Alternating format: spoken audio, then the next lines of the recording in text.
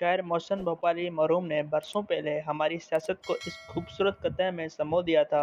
जमहूरियत की खैर हो इस मुमलकत की खैर, जो वक्त के गुलाम थे लम्हों में बिक गए। चश्म फलक ने देखा है ऐसा भी माजरा, लाखों के तर्जमान करोड़ों में बिक गए। मुझे ये कथा इस दिन बहुत याद आया जब 2018 में चेयरमैन सेनेट का इंतखाब था। दोनों उम्मीदवार का ताल्लुक बलूचिस्तान से था। एक तरफ मौजूदा चेयरमैन सादिक संजानी थे, जिन्हें साबिक वज़ीर आज़म इमरान खान उस वक्त के मुक़्तदर हल्के और इसी साल मौरज़ वजूद में आने वाली बलूचिस्तान अवामी पार्टी की हिमायत हासिल थी, तो दूसरी तरफ इस वक्त के अपोजिशन के मुतफ़िक़ा उम्मीदवार और सूबे के साबिक गवर्नर मीर गोश्त बख्श बज़ंजो के फ़र्जंद मीर हासिल बज़ंजो मरहूम थे। अपोजिशन के पास वाज़ेह अक्सरियत थी, जिसको उन्होंने इजलास में खड़े होकर दिखाया भी, मगर जब बैलेट बॉक्स खुला तो हासिल हार गया और संजानी जीत गए। बाप रे बाप, और ख़ुद हासिल के बकौल मेरा मुकाबला सियासतदान से नहीं फैज़ से था, अब मुझे तो हारना ही था। शायद इस वक्त की अपोजिशन भी अपनी काबिलियत का इंतज़ार कर रही थी, इसलिए उन्होंने अपने अंदर से दबक जाने वालों के खिलाफ कोई तादीबी कार्रवाई नहीं की, जबकि असूलों पर यकीन रखने वाली कप्तान और उनके हवारियों ने इसी सेनेटर्स की ज़मीर की आवाज़ कहा। 3.5 साल बाद वक्त ने करवट ली, ज़मीर पलट गया और खान साहब को जो लोग लाए थे उन्होंने ही घर भेज दिया। इस बार इसे ज़मीर के मुताबिक वोट देने वालों ने कप्तान के खिलाफ वोट कहा। जो कुछ 2018 में सेनेट में हुआ वो हमारी सियासत में इसी सेनेट में फिर हुआ, और इस बार तो खुफिया कैमरे ने उसे महफूज भी किया, मगर न कोई तहकीक न कोई कार्रवाई। साबिक वज़ीर आज़म यूसुफ रज़ा गिलानी कौमी असम्बली में अक्सरियत न होने के बावजूद सेनेटर्स भी बने, चेयरमैन सेनेट के उम्मीदवार भी और फिर कायदे इख्तिलाफ भी। संजानी फिर जीत गए। बाप रे बाप, हमारी सियासत लफ्ज़ एहसास महरूमी का भी खूब इस्तेमाल होता है। एक बार मैं हासिल बज़ंजो के साथ उनके वालिद का इंटरव्यू करने कराची में उनके दूसरे बेटे बैज़न के घर गया। मैंने पूछा, मीर साहब, बलूचिस्तान का एहसास महरूमी कैसे दूर हो सकता है? उनका जवाब था, जब हमारे हुक्मरानों की महरूमी का एहसास होगा। साबिक वज़ीर-ए-आज़म नवाज शरीफ का ताल्लुक पंजाब से था, मगर 2013 के इलेक्शन के बाद उन्होंने बलूचिस्तान के हवाले से एक इंतहाई मुस्बत सियासी फ़ैसला किया और मुस्लिम लीग नून की अक्सरियत होने के बावजूद अपनी इत्तेहादी बलूचिस्तान की ही एक मोतबर सियासी शख्सियत और इंटरनेशनल और नेशनल पार्टी के डॉक्टर अब्दुल मालिक को वज़ीर आला नामज़द किया। मुस्लिम लीग के सूबाई सदर सनाउल्लाह ज़हरी की मुखालिफत के बावजूद मैं इस दिन मरी में ही था जब ये इजलास चल रहा था। मियाँ साहब की मौजूदगी में शहबाज शरीफ ने बड़ी मुश्किल से उन्हें मनाया, मगर उन्होंने मशरूत हिमायत की। 2.5 साल की वज़ारत आला का फार्मूला पर अभी सनाउल्लाह, जो 2018 में वज़ीर आला थे, डॉक्टर मालिक के बाद की मुद्दत पूरी नहीं हुई थी कि उनके खिलाफ पार्टी में बगावत हो गई, जिसमें बेशतर वो लोग शामिल थे जिन्होंने आम इंतखाबात से कबल बाप बनाई। बाप रे बाप, क्या सियासत और क्या हमारा सियासी मुस्तकबिल।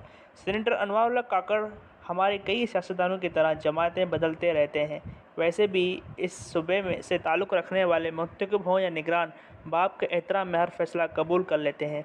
वैसे भी इस मुल्क की सियासत इस वक्त भी पहले भी बुज़ुर्गों के पास ही रही है, मगर अनवारुल्लाह पढ़े लिखे इंसान हैं और गो के वो स्कूल में भी पढ़ा चुके हैं और बलूचिस्तान यूनिवर्सिटी में भी और तलीमी मसाइल को बखूबी समझते हैं। मगर क्या वो इस मुख्तसर वक्त में इस सिमत में कोई इक़दाम कर सकते हैं? शायद नहीं। वैसे भी उनके तमाम तर तवज्जो 90 रोज़ में आम इंतखाबात करवाने पर होनी चाहिए। उन्होंने ऐसा फ़ैसला किया अपनी पार्टी और सेनेट की सीट से इस्तीफ़ा देकर, वरना तो हमारे हुक्मरानों ने ऐवानों को अपनी अपनी जमातों का गढ़ बना लिया है, चाहे वो ऐवान सदर हो, वज़ीर आज़म हाउस हो, गवर्नर हाउस हो या वज़ीर आला हाउस हो। जब आप वज़ीर आज़म, सदर, गवर्नर या वज़ीर आला बनते हैं तो आप मुल्क या अपने सूबे के बाप का दर्जा रखते हैं। पार्टी के हिसार से निकलकर लोगों की बिला इम्तियाज़ खिदमत करनी होती है। निगरान वज़ीर आज़म तमाम सियासी जमातों बशमूल पाकिस्तान तहरीक इंसाफ को एक टेबल पर बिठाकर मीसा के सियासत पर बातचीत का आगाज़ कर सकते हैं। साबिक वज़ीर आज़म मोहम्मद खान जुनेजो एक गैर जमाती बुनियादों पर मुंतखब होने वाली असम्बली की नुमाइंदगी करते थे, मगर उन्होंने मुल्क की बड़ी जमातों को, जो इस वक्त निज़ाम को कबूल नहीं करती थीं, वज़ीर आज़म हाउस में दावत दी और अफ़गानिस्तान जैसे हसास मामले पर इत्तेमाद में लेकर जिनेवा गए और रिकॉर्ड किया।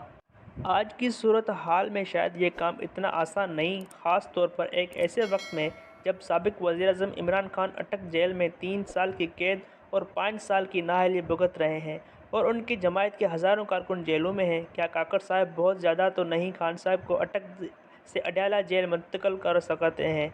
वो PTI के कैद जिन पर नए में संगीन मुकदमात कायम नहीं हैं, उनके हवाले से कोई फ़ैसला कर सकते हैं। کیا وہ بحیثیت نگران جنیجو کی طرح شہری آزادیوں، میڈیا کی آزادی اور الیکشن میں تمام سیاسی جماعتوں کو لیول فیلڈ دلوا سکتے ہیں؟ دوسرا بڑا کام جو شاید سب سے مشکل نظر آتا ہے وہ بلوچ قوم پرستوں، علیحدگی پسندوں، شدت پسندوں سے مذاکرات کا آغاز کریں۔ اگر طالبان سے بات چیت ہو سکتی ہے تو ان بلوچوں سے کیوں نہیں؟ بات چیت سے ہی دروازے کھلتے ہیں، گھر کے بھی اور دل کے بھی۔ لاپتہ افراد کا مسئلہ شاید ان کے کیا کسی کے بس کی بات نہیں، اتنا مشکل نہیں جتنا ہم نے بنا دیا ہے۔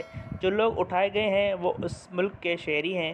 اگر وہ سنگین جرائم میں ملوث ہیں تو انہیں عدالتوں میں پیش کریں، مقدمہ چلائیں اور سزا دیں۔